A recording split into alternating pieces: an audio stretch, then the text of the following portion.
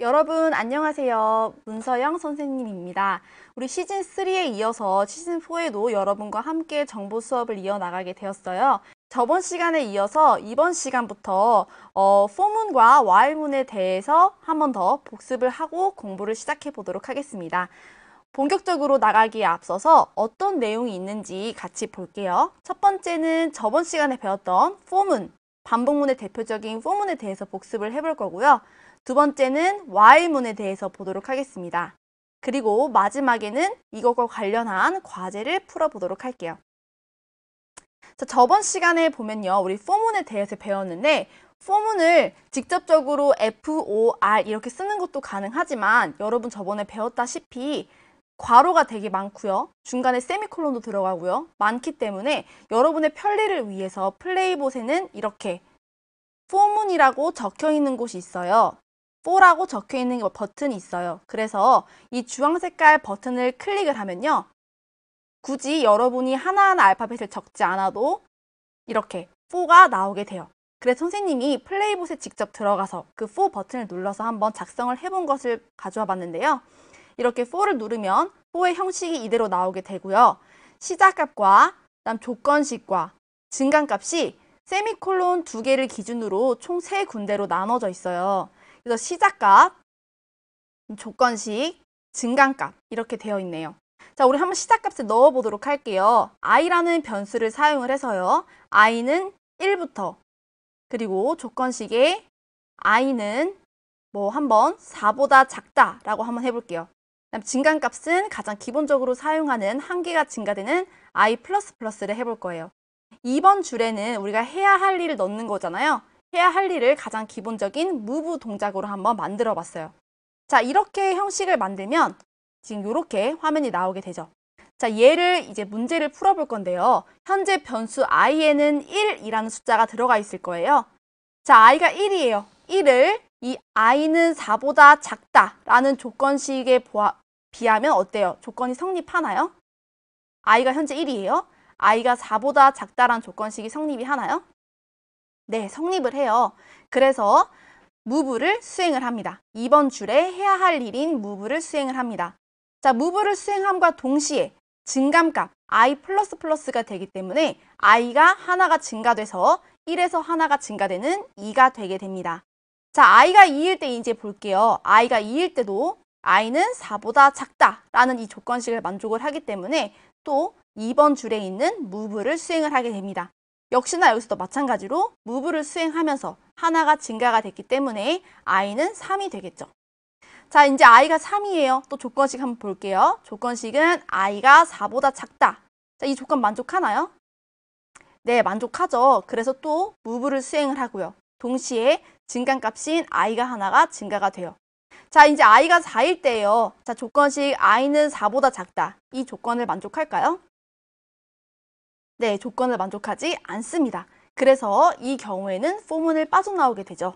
자, 총 3번의 move를 수행을 하게 되는데요. 자, 그래서 얘를 플레이봇 월드에 표현을 하면, 실행을 시키면 1,1에 있던 플레이봇이 4,1까지 이동하는 걸 확인할 수 있습니다. 자, 복습 하나만 더 해볼게요. 지금 1,1에서부터 6,1까지 마카롱 한 개씩 놓고 플레이봇이 이동을 하고 있어요.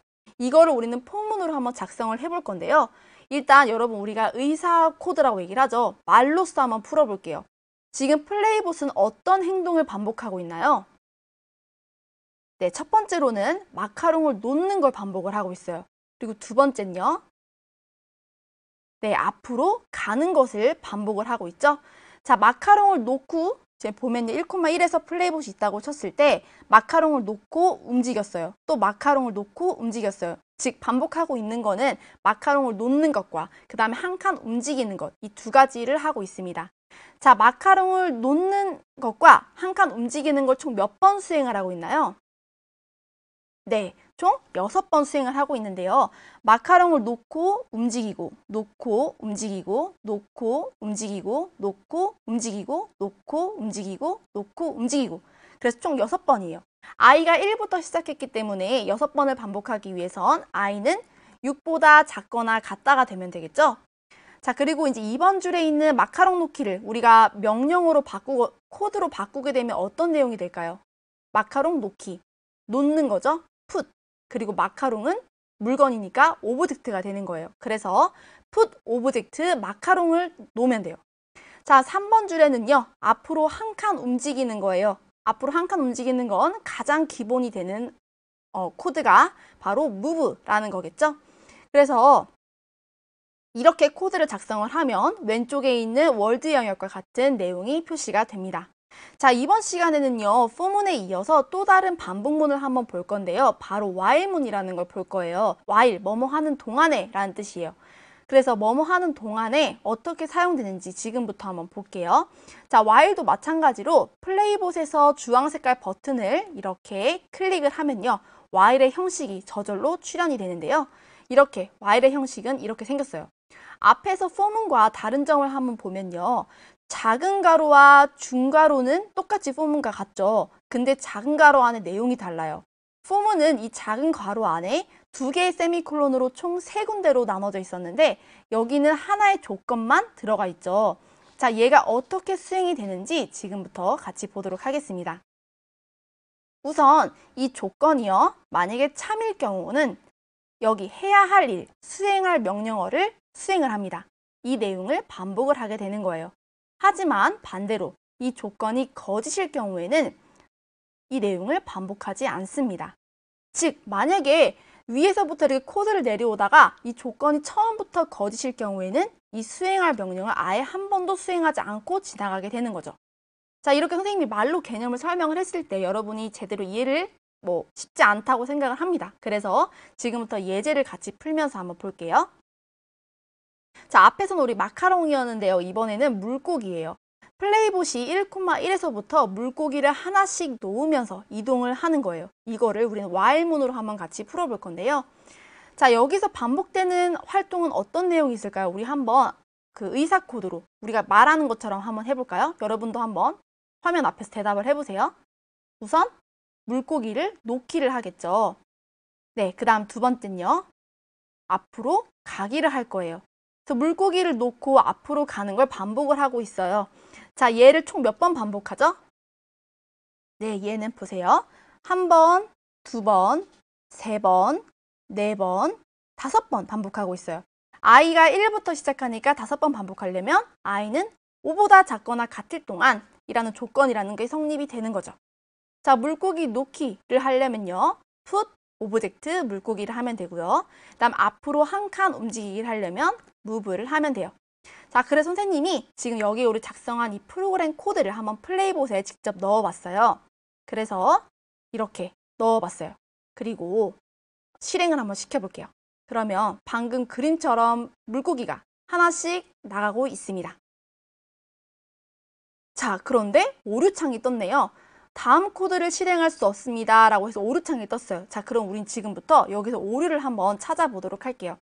지금 이건 방금 우리가 작성한 부분인데 여기서 왜 오류가 나는지 볼게요. 자, 맨 처음에 i는 1이었죠. i는 1이었어요. while i가 5보다 작거나 같을 동안에 어때요? 조건이 성립하나요? 네, 조건을 성립해요. 그래서 3번과 4번 줄을 수행을 할 거예요. 그래서 i가 1일 때 3번과 4번 줄 얘를 수행을 할 거예요. 자, 그 다음에 while 뭐뭐 하는 동안이니까 또 올라가요.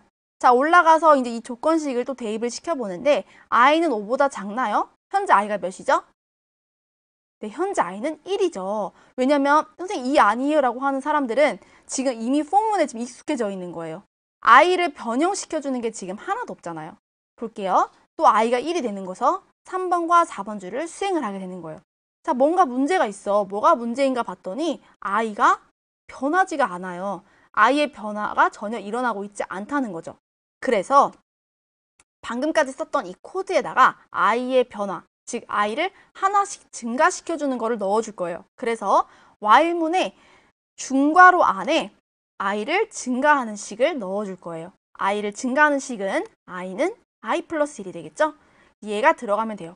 자, 이렇게 i는 i 플러스 1 같은 경우가 for문에서는 여기 작은 괄호 안에 들어갔는데 while문에서는 중괄호 안에 들어간다는 거 잘 기억해 두세요. 그래서 이렇게 해서 선생님이 작성을 해서 한번 코드를 넣어봤더니 여기에 i는 i 플러스 1 이라고 넣어서 실행을 시켜봤더니 이제 물고기를 1, 2, 3, 4, 5칸에다 차례대로 넣고 최종적으로 6,1까지 이동하는 것을 확인할 수 있어요. 자, 이렇게 해서 while문까지 배워봤어요. 지금부터는 우리가 플레이봇을 실제로 켜서 한번 같이 이 해당 문제를 풀어보도록 하겠습니다. 지금 플레이봇이 1,1에 있고요. 2랑 3 사이야. 그 다음에 4랑 5 사이, 6이랑 7 사이, 8이랑 9 사이에는 각각 벽이 존재해요. 그리고 최종적으로 플레이봇은 10,1까지 갈 거예요. 이게 목표예요.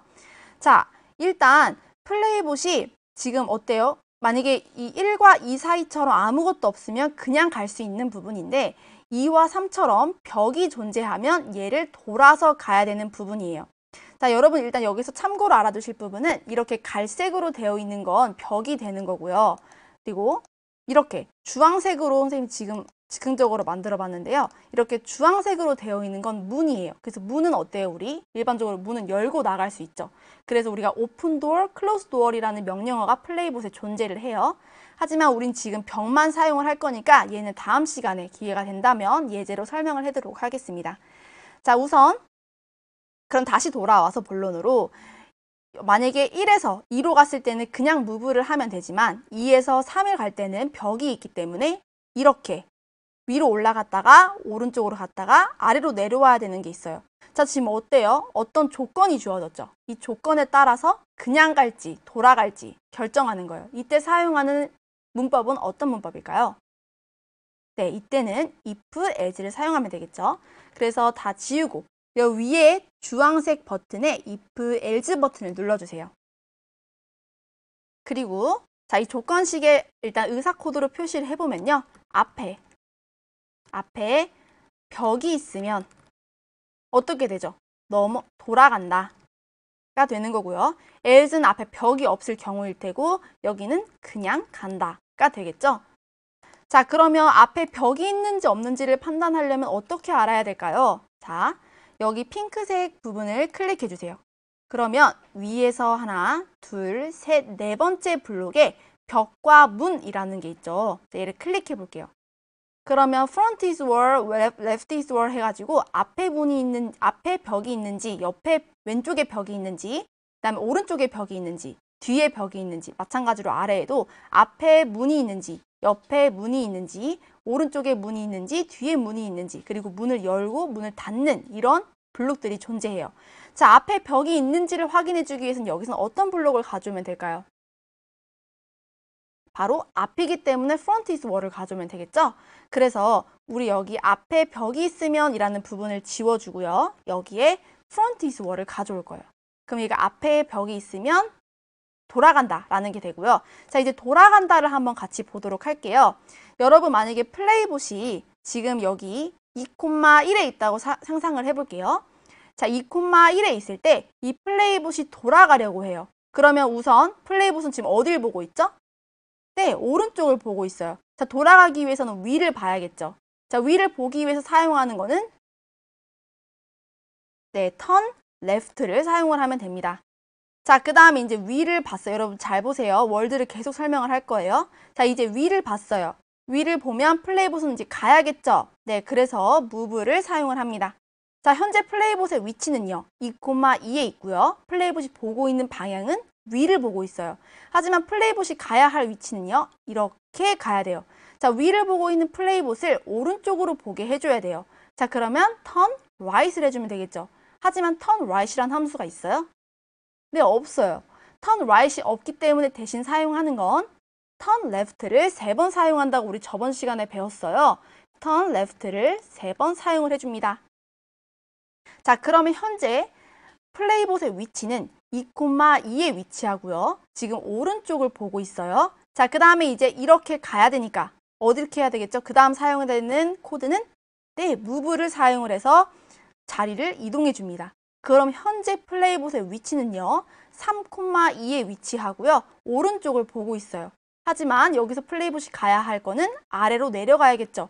그러면 또 어때요? 플레이봇이 오른쪽을 또 봐야 돼요. turn right을 해야 돼요. 하지만 turn right이 없기 때문에 turn left를 네, 3번 사용을 해줍니다.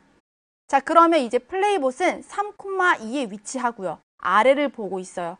자, 내려갈게요. move를 사용을 합니다. 자, 그리고 첫 번째 형태, 즉 지금 1,1에 있는 이 플레이봇처럼 형태를 낮춰주기 위해서는 플레이봇은 turn left를 해서 오른쪽을 보게 하면 되겠죠? 자, 이렇게 하면 플레이봇이 벽을 만나게 되면 돌아가는 것입니다. 자, 그러면 이제 벽을 만나지 않으면, 예를 들어 지금 1,1에 있는 것처럼 벽이 앞에 없으면 어떻게 돼요? 네, 그냥 가면 되는 거예요. 그래서 move를 작성을 해줍니다. 자, 이 상태에서 한번 돌려볼게요. 실행 눌러보면 같죠, 하나. 자, 읽어볼게요. 자, 1번째 줄부터 만약에 앞에 벽이 있으면 이라고 얘기를 했네요. 어때요? 방금 첫 번째 플레이봇은 벽이 없었죠. 그러니까 이 if문을 다 수행을 하지 않고 바로 여기 13번째 줄에 else로 돌아오게 됩니다. 그래서 move를 해라 라고 하니까 당연히 그냥 move 한 번만 한 거예요. 자, 그러면 지금 만들어 놓은 이 if else를 Ctrl C 해서 복사를 한 후에 아래에 Ctrl V를 해서 한번 붙여서 총 2개의 if else문을 만들어 볼게요. 그래서 실행을 한번 시켜볼게요. 네, 그러면 우리 앞서서 봤던 벽이 없으면 그냥 move만 하고요. 여기 18번째 줄에 보면 이제 if 프론트에 앞에 벽이 있니? 라고 물어봤을 때 어땠어요? 2,1에서는 벽이 있었죠. 그래서 얘를 수행을 하고 else를 수행하지 않고 끝나는 거예요. 자, 여러분 지금 여기서 이제 봤다시피 지금 총 2번의 if문을 수행을 했어요. 한 번, 그리고 여기 2번. 자, 근데 우린 지금부터 이 월드를 다 끝내기 위해서 몇 번의 if문을 수행을 할까요? 한번 볼까요? 한 번, 2번, 3번, 4번, 5번, 6번, 7번, 8번, 9번을 수행을 하면 돼요. 자, 이렇게 반복해서 수행하는 거기 때문에 뭘 사용하면 될까요? 네, for문을 사용을 하면 됩니다. for를 클릭해 주세요. 자, 그리고 지금 if문, 이 if else문을 Ctrl C를 해서 어디에 붙여주면 되죠? 네, 2번 줄 안에다 붙여주면 되죠. for문 안으로 넣어주는 거예요. 그래서 이렇게 되고요. 좀 정리를 해보겠습니다. 네, 그러면 이렇게 됐어요. 자, 얘를 몇 번 수행한다고요? 9번이요. 자, 시작값은 i는 기본적으로 1부터 시작을 하고요. 자, 조건식 몇 가지니까? 네, 9번이니까 i가 9보다 작거나 같다. 그리고 증가값은 i 플러스 플러스 하면 되겠죠. 하고서 한번 실행시켜 볼게요. 그러면 첫 번째 칸에서는 벽이 없기 때문에 그냥 else를 사용해서 move로 가는 거고요. 두 번째는 플레이봇이 앞에 벽을 만나는 거기 때문에 돌아서 가는 거죠. 그래서 또 세 번째, 네 번째도 이런 식으로 해서 총 9번 수행을 하게 되면 플레이봇이 자기 앞에 놓인 상황에 따라서 for문과 if else문을 보고 명령을 수행을 하게 됩니다. 자, 이렇게 되면 총 10,1회까지 플레이봇이 도착을 하게 되겠죠. 다 잘 이해하셨나요? 네, 이번 시간 이렇게 같이 for문과 while문에 대해서 배워보았는데요. 이제 앞으로는 여러분이 일상생활에서 어떤 행동을 하면서 반복되는 것 같다라고 생각이 드는 그런 행동들을 for문으로 표현을 할 때는 어떻게 작성이 될지, 또는 while문으로 표현을 할 때는 어떻게 작성이 될지 한번 생각해 볼 수 있겠죠. 다음 시간에는 중첩 for문에 대해서 같이 한번 설명을 해보도록 하겠습니다. 즐거운 마음가짐으로 다음 차시에도 함께 하겠습니다. 감사합니다.